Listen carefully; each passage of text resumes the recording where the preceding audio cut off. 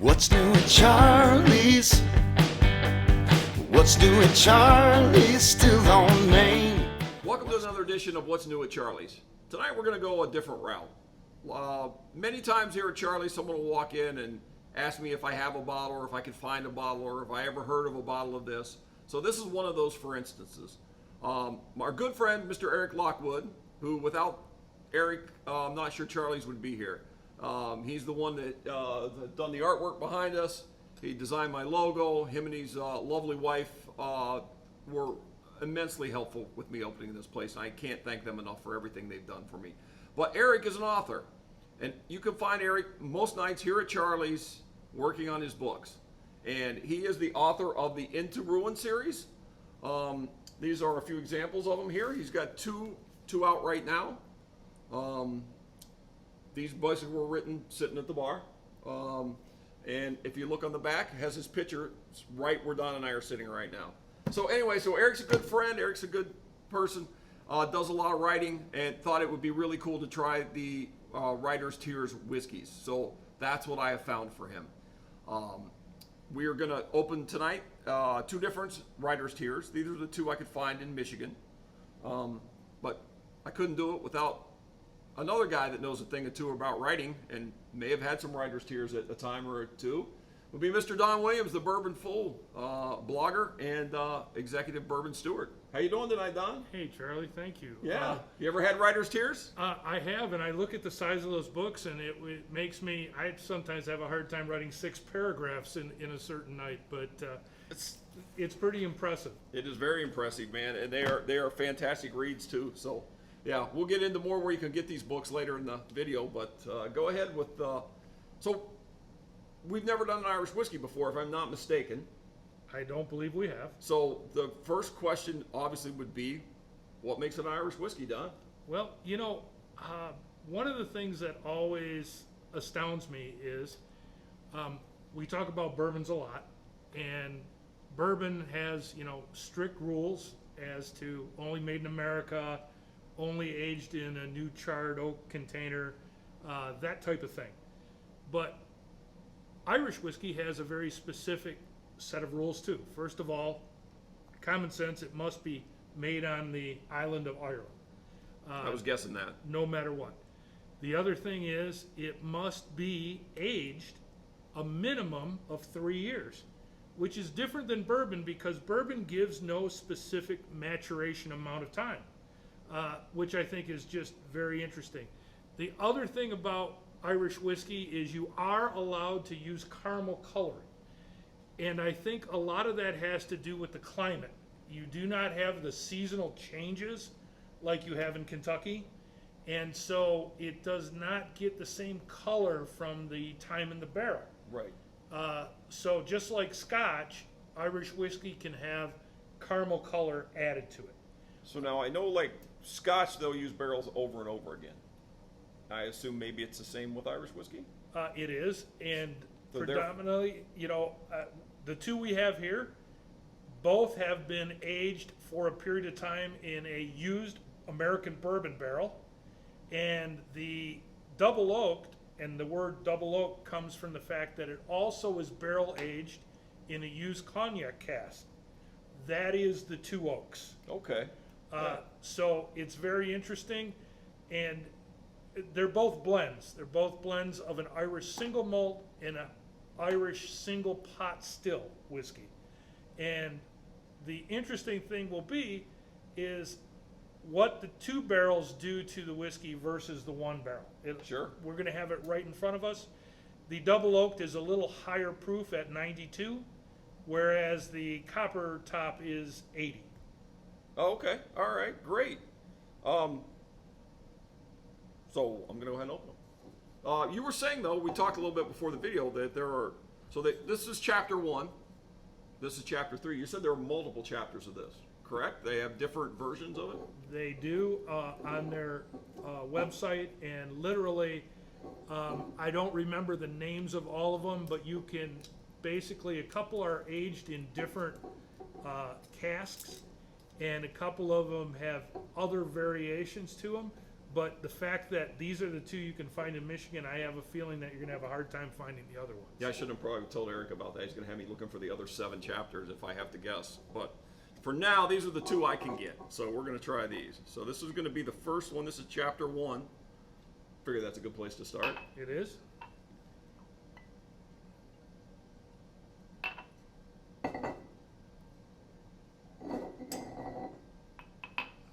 Cheers. Cheers.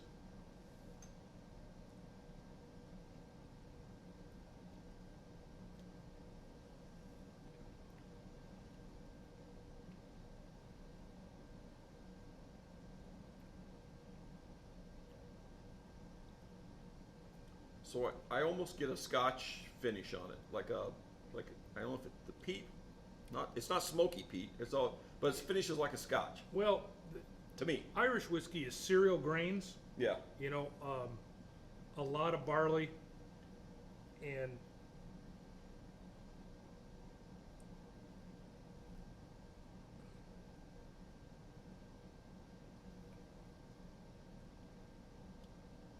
very earthy.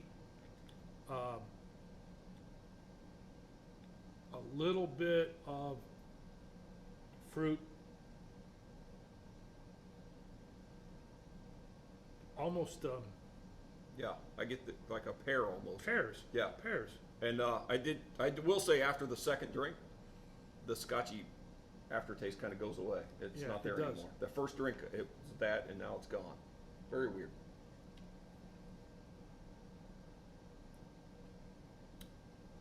It's a nice Irish whiskey, man. It is. Irish whiskeys are not my first choice. I'm not going to lie. I'll go with the bourbon pretty much every time, unless it's George Dickel Tennessee whiskey, but it's another video. I will tell you that basically, It's my biggest fear in life. The thing just broke. I have to get this off now, so fill in for me, Wade. Talk. basically, Irish whiskey is making a big resurgence. Yeah. It's a lot becoming more popular, and Ireland went through a very similar thing to what America did with bourbon. Irish whiskey at one time was one of the most popular whiskeys in the world, and then it receded until there were only 2 distilleries left in Ireland. Really? And now it's made a comeback. I think now they're at about 32, including craft distilleries. And this distillery is made by the Walsh Whiskey Company, a husband and wife team, and they have made a huge commitment. And Writer's Tears is a tribute to great Irish whiskey and great Irish writers. And I was doing a little research on the writers, and I didn't know that Bram Stoker was from Ireland, who wrote Dracula. No, yeah, I didn't know that either. Yeah, And I yeah. ran into that today, so that was something very interesting. Right, right. All right, so this is is the going du- to be the double oak. This has cognac cask, and so basically it's this, we're adding a cognac cask to it, That- is the way we understand it, And a little higher proof. and a little higher proof. And you could smell the sweetness Oh, yeah, of the cognac right away. right off the bat.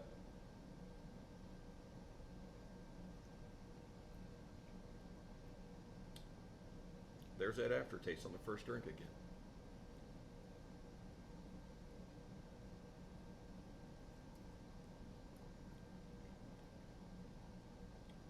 So, a lot sweeter. Yeah, In fact, compared to the first one, it's very sweet, yes. comparing the two.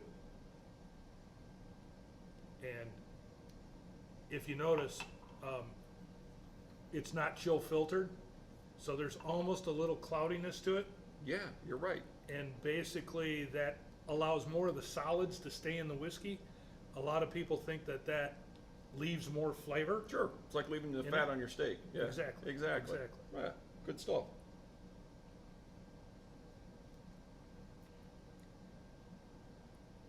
So all in all, I think there's a slight edge to the double oaked in my book. My book too. Yeah, Um, yeah. Just because Yeah. this little sweetness from the cognac cask. Yeah, Right, it yeah. adds a little to it, but Adds aga- another complexity, another layer. of but flavor. again, we're not Irish whiskey drinkers. Nope. But I will tell you that I think that this brand is going to be heard from for a long time. They seem to have made a huge impact on Irish whiskey in a short period of time. They also have another brand called the Irishman. Yeah, which I have that here at Charlie's. I've had that for a long time. Very popular here. So yeah, I did not know they were the same people. Wow. Yep, So- same people. So this is a good pick. And ladies and gentlemen, if you're trying to expand your whiskey palate and you wouldn't normally try an Irish whiskey, these are two very good choices to test out here at Charlie's. Excellent. Yes. And if you're looking for something new to read, give our buddy Eric books a read. Usually available here at the bar. You can pick one up. Most evenings, Eric's sitting at the bar writing. He'll autograph you a copy. If not, we're going to try to get a link to his page, so you can buy them directly from him, and we'll try to insert that in the video when we make it, or at least in the bio at the top. So look for that. But a fantastic read, fantastic guy, and fantastic whiskey, man. I think he'll be happy. And I just hope I don't have to go track down the other 5 chapters. Charlie, two good choices. 2 good choices, my friend. Nice work. Thank you. Thank you so much. Cheers. Charlie's still on the range.